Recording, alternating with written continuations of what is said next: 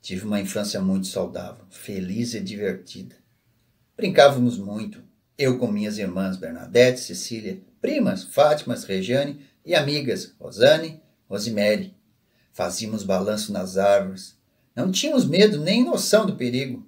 Brincávamos de boneca, fazíamos casinha debaixo das árvores que tivessem raízes expostas e enfeitávamos com flores. Subíamos em árvores e, em cada galho, construíamos um cômodo da casa. Comíamos frutas da época, muita goiaba, laranja, gabiroba, araçá, pêssego, ameixa, uva e abacate. Colhíamos do pé e fazíamos a nossa comida. Nós corríamos muito nos passos encharcados d'águas depois de uma tempestade. Tomávamos banhos no córrego. Como era bom! Não tinha nada melhor. E se não bastasse à noite, brincávamos mais. Em certas ocasiões, ia lá em casa um casal, Isaíra e Maria, compadre dos meus pais juntamente com seus filhos, Walter e Rosane. Enquanto nossos pais conversavam, nós, crianças, brincávamos. Todas as noites, após o jantar, rezávamos o terço. Não podia faltar um dia sem um terço. Nos ajoelhávamos, o pai rezava e nós respondíamos. Ele não gostava que demorássemos para responder. Dizia que se demorássemos estava pensando em outras coisas, e não em Deus e nas orações. Meu pai era muito católico, ia sempre para a igreja e não permitia que ficássemos em casa quando tivesse celebração. Só podíamos ficar em casa e não ir à igreja se estivéssemos doentes. Morávamos muito próximo à igreja e isso era mais um bom motivo para não ficarmos em casa. Aos domingos, íamos à celebração do terço e esperávamos ansiosos pela hora do almoço. A mãe preparava o macarrão que ela mesma havia feito no sábado, servindo-o com carne de frango assado ou ao molho, e salada temperada com vinagre de vinho, também feito por nós. Era o dia da semana mais esperado. A comida sempre foi deliciosa. Não havia outra melhor. Na época de Natal, o pai, junto com outras pessoas da comunidade, montava o presépio na igreja e rezava muito. No Natal, não ganhávamos chocolate nem outro doce, mas não podia faltar uvas passas e castanhas. Brinquedos eram um artigo de luxo. E por ser a mais nova da casa, apenas eu ganhei bonecas. Mas os brinquedos não nos faziam falta. Tínhamos muitas outras coisas com que podíamos brincar. Tínhamos criatividade, imaginação e liberdade para criar o que imaginássemos. Minha mãe trabalhava nos afazeres domésticos e também na lavoura. Ela sempre conta que me amamentou até os 3 anos e meio. Então, quando ela ia trabalhar na roça, eu ficava em casa aos cuidados das minhas irmãs mais velhas. Mas se eu chorasse e quisesse mamar, elas deveriam me levar até a minha mãe para que ela pudesse me amamentar. E assim era feito. A vida não era fácil.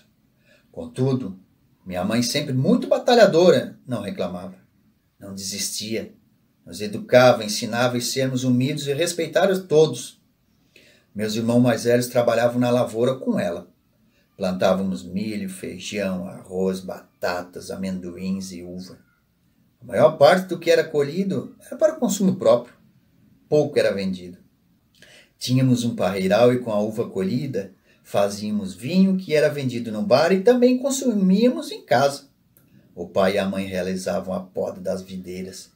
Todos ajudavam na colheita das uvas e depois trabalhavam na fabricação do vinho. Durante muitos anos trabalhamos também com a plantação de fumo. Porém, tanto o parreiral quanto a plantação de fumo davam muito trabalho. O trabalho era cansativo e nem sempre a colheita era o que se esperava. Durante certo tempo, meu pai exerceu a profissão de dentista prático e atendia a população local fazendo extrações, obturações ou colocação de próteses. O ofício foi adquirido por ele ao trabalhar durante alguns anos como dentista em Uruçanga. Ele havia estudado até o ensino médio, considerado muito estudo para a época, década de 1940. Lembro que, quando eu tinha em torno de 5 anos, meu pai começou a trabalhar como gerente na cooperativa agropecuária de Uruçanga. Então parte da família ficava em Belvedere e a outra parte na cidade. Nessa época, ele tinha uma picape Ford F1 V8, ano 1951, modelo que foi, décadas depois, adquirido por meu irmão Jorge Domingos, devido ao grande valor sentimental. Era com essa caminhonete que íamos e voltávamos para Uruçanga. Não me recordo de quanto tempo isso durou. Dessa época, ficou na lembrança a casa onde vivíamos na cidade. As flores que enfeitavam o jardim, Dona Zezé, a senhora que criava um porquinho e a quem levávamos as sobras de alimentos para ela dar ao porco.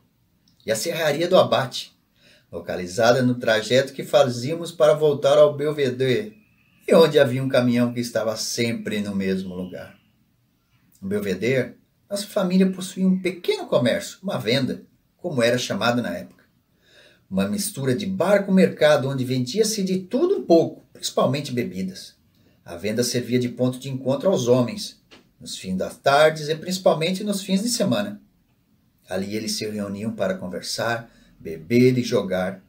Quem cuidava da venda durante a semana era meu pai, e na ausência dele, meus irmãos. Aos domingos, quando tinha mais movimento, meus irmãos o auxiliavam no atendimento aos clientes junto ao balcão do bar. A venda funcionava numa grande casa de madeira, em que meus nonos paternos moravam juntos e onde também era o estabelecimento comercial dos meus nonos. A nona Antonieta continuou vivendo nela, mesmo depois da morte do nono e com o comércio do pai em funcionamento. A casa contava com um grande porão que não era utilizado. No térreo, além das acomodações da nona, ficava o bar, mercado, onde havia um grande balcão para atender os clientes, um salão com mesas de sinuca e alguns quadros com imagens de time de futebol. Lembro-me muito bem de um outro quadro com a figura de um carro da Fórmula 1 sendo dirigido por Emerson Fittipaldi. No térreo também existia outra sala, com mesas para jogar cartas e 4 quartos. Um dos quartos era usado como escritório. Um era reservado para os jogos e os outros eram dormitórios. Num deles dormiam minha nona, sempre acompanhada de uma de minhas irmãs ou de mim. E no outro dormiam um ou 2 dos meus irmãos. Nos fundos da grande casa havia ainda um corredor largo, uma sala de depósito de mercadorias, uma cozinha e uma despensa. O banheiro ficava separado da casa. Na sala onde jogavam sinuca, havia uma grande escada que dava para o sobrado da casa. O sobrado ficava o consultório dentário do pai e outros quartos, acho que em torno de 6 no total. Esses quartos, quando meu nono era vivo, funcionavam como hospedagem. Essa era uma casa alta e tinha muitas portas e janelas.